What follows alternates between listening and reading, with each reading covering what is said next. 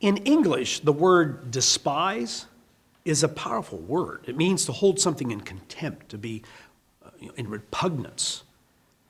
Now, would you say that you despise God? Well, of course not. You don't despise God.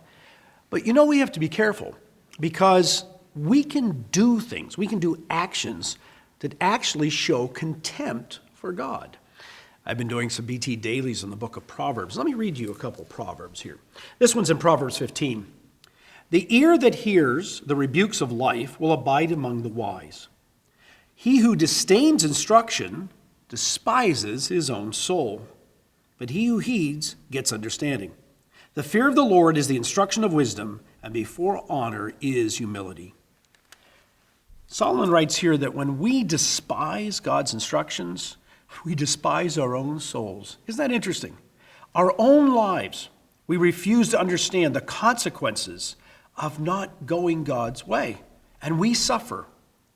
You realize what that really means is when you love God and you love his ways, you love your own soul. You love your life because of the consequences that happen. Here's another proverb.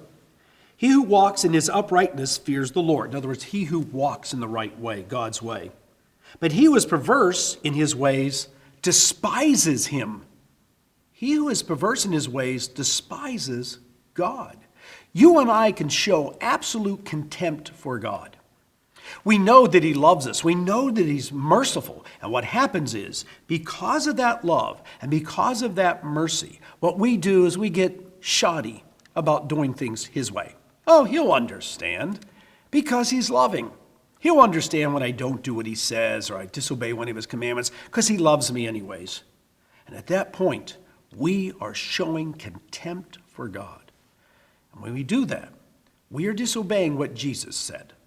Because what Jesus said was the first commandment is to love God with all your heart and your mind and your soul. And when we show contempt for God, we are not loving him. That's BT Daily. Join us next time.